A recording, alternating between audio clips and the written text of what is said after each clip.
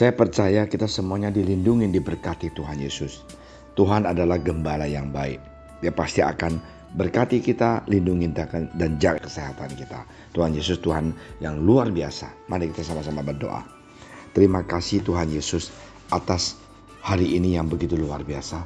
Kami semuanya bisa berkumpul, belajar firman Engkau, dan juga Tuhan sungguh melekat bersama dengan Engkau. Terima kasih ya Bapa. Di dalam nama Engkau Tuhan Yesus kami berdoa. Amin. Saudara sekalian, ada satu ayat yang di 2 Korintus pasal 4 ayat ke-8. Alkitab mengatakan dalam segala hal kami ditindas, namun tidak terjepit. Kami habis akal, namun tidak putus asa. Wow, ini adalah ayat yang one of my favorite gitu loh ya. Saya paling suka sekali. Ada ayat yang kita senang, ada ayat yang kita tidak senang, ada yang kita suka, ada yang kita tidak suka. Oke? Fair enough ya, jangan kita munafik. Kamu barang pasti amin, ayat apa yang kamu tidak suka? Yesus mengatakan, kasihilah musuhmu, doalah untuk musuhmu. Kalau orang suruh kamu jalan 1 mil, jalan 2 mil. Itu ayat yang saya nggak suka. Tetapi kita harus lakukan. Ya, amin. Jangan kita mengatakan, okay, pastor, I like this verses, tapi saya nggak suka yang ini. Boleh nggak saya nggak mau lihat dia gitu. Nggak boleh. Every verses, setiap ayat harus mau kita baca dan kita taati dan kita lakukan. Saudara sekalian, ada perbedaan di antara kemenangan dan putus asa. Kemenangan berasal dari hati yang percaya akan kuasa dan kesanggupan Allah. Saya tidak bisa melakukan hal dengan kekuatan saya. Tetapi kalau saya percaya Tuhan bantu aku, saya pasti tidak akan putus asa. Putus asa berasal dari hati yang melakukan Allah dan kuasanya. Dengan kata lain, jika Allah ada di hati kita, menang. Namun jika ia tidak ada di hati, kita putus asa dan kalah. Kemenangan atau kekalahan dimulai di hati kita.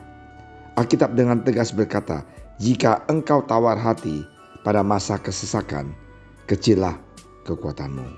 Di Amsal 24 ayat 10. Contoh yang dapat kita hayati bagaimana kemenangan atau kekalahan bermula dalam hati seseorang. Ialah peristiwa Daud dan melawan Goliat.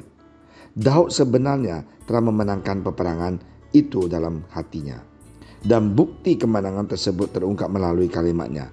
Tetapi Daud berkata kepada orang Filistin itu, engkau mendatangi aku dengan pedang dan tombak dan lembing. Tetapi aku mendatangi engkau dengan nama Tuhan semesta alam, Allah segala barisan Israel yang kau tantangin itu. Di 1 Samuel 17 ayat 45. Nah, inilah hati Daud, inilah sifat Daud, inilah kepercayaan Daud, inilah iman Daud. Ingat satu hal, masalah apapun dan kuasa apapun di luar kuasa Allah dapat dihadapi jika Allah ada di hati kita melalui firman-Nya dan melalui Roh Kudus-Nya. Nah, kita lihat ya. Pertama, jika Allah ada di hati, kita tidak tawar hati. Kita tawar hati saat kita diperlakukan tidak adil, ya bukan? Setiap kita pasti diperlakukan tidak adil dalam hidup kita. Jika kita seorang pendeta berbadan gemuk, dikatakan kurang puasa. Ya kan? Berbadan kecil, kurang uang. Ya kan? Nah, kurang rezeki, kurang makan. Serba susah. Kalau memang kita takut ataupun perhatiin orang yang mengkritik kita, tidak ada habisnya. Jangan putus asa untuk hal-hal seperti orang yang kritik kita. Janganlah buang waktu dan tenaga pada hal-hal yang membuat saudara putus asa dan bukan menjadi kuat. Tuhan kita Yesus Kristus senantiasa diperlakukan secara tidak adil, namun ia tidak membuang waktu untuk memikirnya. Tidak pernah dia membuang waktu. Dan yang kedua, jika Allah ada di hati, kita tidak takut kabar celaka. Celakalah ini jangan.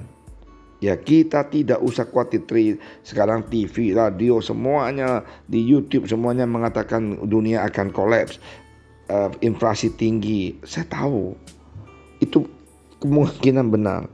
Tapi marilah kita percaya Tuhan sanggup menolong kita. Semua berita itu kadang-kadang menjadikan iman kita goyah.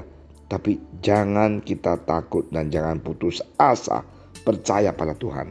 Yang ketiga, jika Allah ada di hati, kita memiliki hati yang tetap.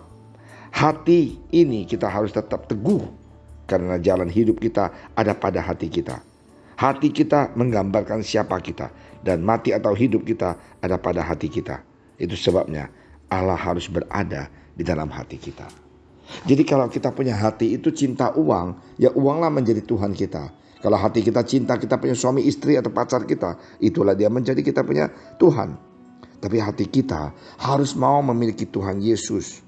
Ya, ini penting sekali. Kita punya hati tidak akan goyah kalau kita cinta Tuhan. Ya, Tuhan Yesus berkati. Mari kita sama-sama berdoa. Terima kasih Tuhan atas firman Engkau. Tuhan, kami sungguh percaya, orang percaya tidak pernah akan putus asa dan tawar hati. Tuhan, Engkau akan menolong kami, mencintai kami, membantu kami, membentuk kami. Terima kasih ya Tuhan Yesus atas kebaikan Engkau. Di dalam nama Engkau Tuhan Yesus, kami telah berdoa dan kami klaim Tuhan, kami adalah milik Engkau.